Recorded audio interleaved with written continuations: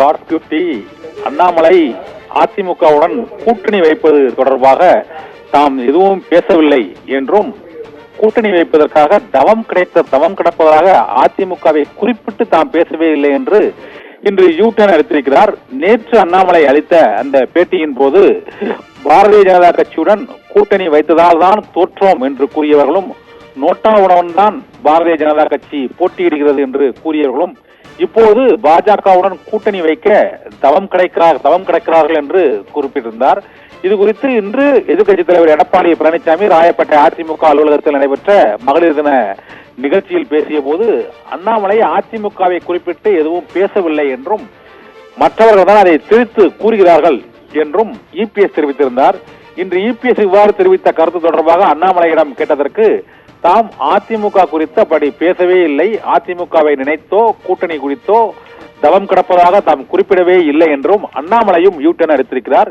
Annamalai EPS ஆகிய இருவரின் you-turn மற்றும் மலுப்பலான பதில்கள் மூலமாக இன்னும் சில மாதங்களில் அதிமுக பாஜக கூட்டணி கனியே இருக்கிறது என்பது இந்த பேட்டிகளில் மலுப்பல் பதில்களின் மூலமாக தெரிய வருகிறது.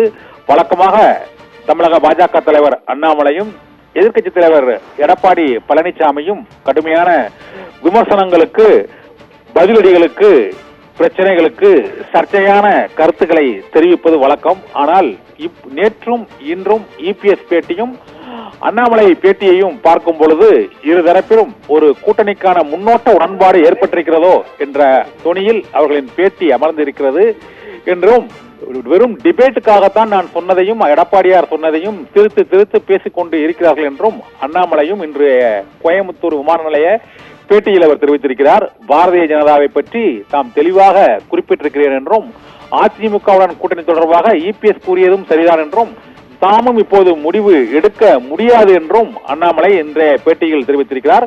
6 மாதங்களுக்கு பிறகுதான் கூட்டணி குறித்து தெரிய வரும் என்றும், தேர்தலுக்கு முன் அது அறிவிக்கப்படும் என்றும் அண்ணாமலையும் இபிஎஸும் ஒரே துணியில் மீண்டும் பேட்டி அளித்திருப்பது நேற்றும் இன்றும் அவர்கள் அளித்த பேட்டி மீண்டும் அந்த கூட்டணி பேச்சுவார்த்தை, கூட்டணி உடன்பாட்டை உறுதிப்படுத்துவதாக இருக்கிறது. காட்ஸ் கிஃப்டி தகவல்களுக்கு நன்றி கண்ணன்.